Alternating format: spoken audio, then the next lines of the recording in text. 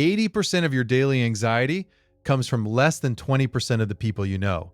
That's a mathematical law. By the end of this video, you will see your entire social circle as an emotional spreadsheet, and you'll know exactly which relationships are quietly bankrupting you.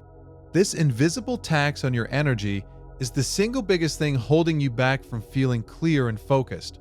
It's the background noise that has become your new normal. It all started in a garden. In the late 19th century, an Italian economist named Vilfredo Pareto noticed something peculiar about his pea plants. A small number of his pods, roughly 20%, were producing the vast majority of his peas, about 80%. It was a strange, lopsided distribution. A curious man, he started looking for this pattern elsewhere. He analyzed wealth distribution in Italy. He found that 80% of the land was owned by just 20% of the population. He looked at other countries across different centuries. The numbers were slightly different, but the pattern was the same.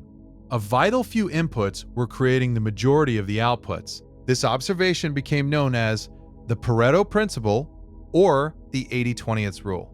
This principle is a fundamental law of nature and systems. 20% of customers generate 80% of a company's revenue. 20% of software bugs cause 80% of the crashes. 20% of drivers cause 80% of the traffic jams. This lopsided reality governs almost everything we can measure. So what happens when you turn this mathematical lens inward? What happens when you apply it not to pea pods or profits, but to love, friendship, and family? The numbers get personal, very fast. Think of your emotional energy as a finite budget. Every interaction you have during the day is a transaction. Some interactions are deposits, leaving you feeling energized, seen, and supported. Others are withdrawals, leaving you drained, frustrated, or anxious. Now, mentally list the 10 or 15 people you communicate with most often. This includes family, close friends, partners, key coworkers, and anyone who takes up significant space in your thoughts or on your calendar. This is your emotional portfolio. The Pareto principle predicts that a small fraction of these people, your 20%, are responsible for 80% of your emotional withdrawals. These are the phone calls you hesitate to answer, the text that make your stomach tighten before you even open them, the family gatherings you need 2 days to recover from, one person's constant drama, another's passive-aggressive comments, a third's unsolicited life advice. These individual interactions accumulate into a massive, hidden deficit. You might have 100 interactions in a week. 80 of them could be neutral or positive.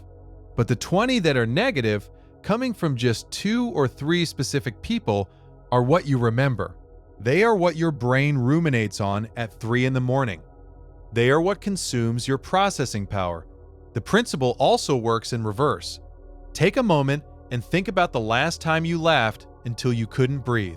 The last time you felt truly understood after a conversation. The last time you left an interaction feeling more optimistic and capable than when you started. Chances are, a tiny handful of people, your positive 20%, are generating 80% of these peak emotional experiences. The distribution is always skewed. The impact of people on your life is never a flat, even line. It's a series of dramatic peaks and deep valleys, driven by a vital few. The problem is, our brains are wired to obsess over the valleys. So the solution seems simple. Identify the 20% causing the stress and cut them out, a clean, logical amputation. But the real world is messy. The most draining person in your portfolio is rarely a casual acquaintance you can just block and delete. Often, it's a person you are deeply tied to through history, obligation, or love. It could be your boss, whose approval you need, your aging parent, who you feel responsible for, your sibling, who you've known your entire life. It might even be your own child. You can't just fire your family. So how do you manage an account that's consistently in the red when you can't close it? The answer is to stop thinking like a friend and start thinking like a systems architect. You need to build emotional firewalls. A firewall in computing is a security device that monitors incoming and outgoing network traffic. It decides what to allow through and what to block based on a defined set of security rules. It doesn't eliminate the other computer, it simply manages the connection to protect the core system. You can do the same for your emotional life. An emotional firewall is a set of personal rules that manage the flow of communication and energy between you and a high-cost individual. It's a conscious, deliberate system. Here are a few types of firewalls you can build. The first is time boxing. With a high-cost person, conversations often expand to fill any available space. They can turn a 5-minute check-in into a 45-minute complaint session. Time boxing means you define the container for the interaction up front. Instead of saying, "Let's catch up," you say, "I have about 15 minutes to talk before my next thing." You are setting the boundary from the start. It's a clear, firm rule that respects both you and them. The second is topic gating. Certain people have trigger topics. With one friend, it might be politics. With a family member, it might be your career choices or relationship status. A topic gate is a predetermined decision to redirect any conversation that enters these red zones. You can say, "I'd rather not get into that today. How about we talk about C instead?" This requires some discipline, but it prevents the same draining circular arguments from happening over and over again. You are curating the interaction, steering it towards safe ground. A third firewall is medium shifting. Different communication mediums have different emotional costs. A face-to-face argument is high cost. A phone call is medium cost. An email or text is low cost. It's asynchronous.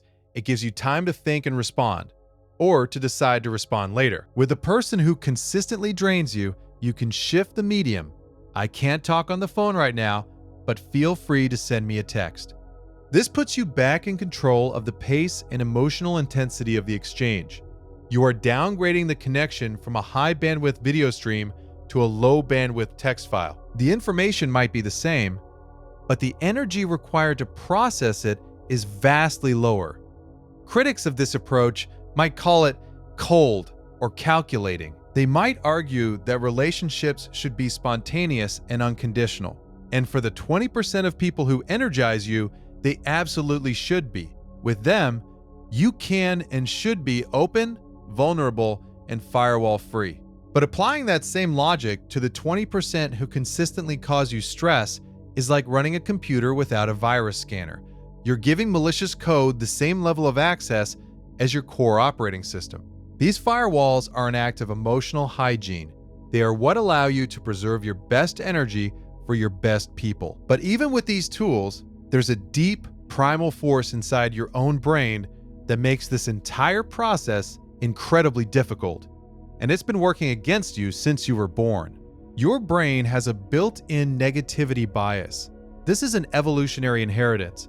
For our ancestors, failing to notice a single predator was far more costly than failing to notice 10 fruit trees. The brain that survived was the brain that was exceptionally good at scanning for, reacting to, and remembering threats. A single criticism outweighs 5 compliments. One awkward social interaction can overshadow a week of pleasant ones. Your brain treats negative information like Velcro and positive information like Teflon. This is why the Pareto principle feels so potent in our emotional lives. The 20% of people causing 80% of your stress are getting preferential treatment from your own neurology. Your brain magnifies their impact. It allocates more attention, more memory, and more emotional real estate to them than to the people who quietly and consistently support you. You are biologically programmed to focus on the portfolio's biggest loser. This is why you can have a great day, but one negative comment from a specific person can sour the entire experience. Your brain flags it as a potential threat and puts all other data on the back burner. The cost of this is immense. It's a constant, low-grade cognitive drain. It's like running a demanding application in the background of your computer all day long. Everything else you try to do runs a little slower, your focus is a little weaker, your creativity is a little duller. You have less patience for your partner, less creative energy for your work, less enthusiasm for your hobbies. Every unit of energy you spend managing or ruminating on a high-cost relationship is a unit of energy you cannot invest in a high return one. The loss is twofold. You are paying a stress tax, and you are losing the compound interest you would have gained by investing that same energy into something or someone who helps you grow. The most dangerous part of this dynamic is that it becomes normal. The constant hum of anxiety from these relationships becomes the soundtrack to your life. You forget what silence sounds like. You adapt to the cage. You get so used to managing the difficult personalities that you start to see it as a part of your own identity. I'm just the person who's good at handling so-and-so. You build your life around the dysfunction, accommodating it, navigating it, instead of addressing it. You adjust your own behavior to preempt the criticism or avoid the drama. Over time, this subtle self-censorship chips away at who you are. The unbalanced spreadsheet isn't just a reflection of your relationships. It slowly becomes the blueprint for your life. This is the real insight of the 80/20th rule when applied to people. It's an audit, not a purge. It gives you the data to see the hidden architecture of your own life. It reveals the true cost of relationships that you may be maintaining out of habit, guilt, or a misplaced sense of obligation. It's a tool for radical reallocation. The goal is to consciously and deliberately shift your most precious, non-renewable resource, your time and attention, away from the accounts that are draining you and into the accounts that are fueling you. This requires courage. It means having uncomfortable conversations. It means setting boundaries with people who are used to you having none. It means disappointing some people in the short term to preserve your own sanity in the long term. But the purpose is to protect your capacity to show up fully for the people who deserve it. It allows you to give more to the relationships that give back. The goal is to free up that 80% of your emotional bandwidth so you can reinvest it with massive returns in the few relationships that compound your joy, your strength, and your sense of self. And this same audit applies to your work, because 20% of your tasks are likely generating 80% of your meaningful results, while the rest is just a very sophisticated form of hiding.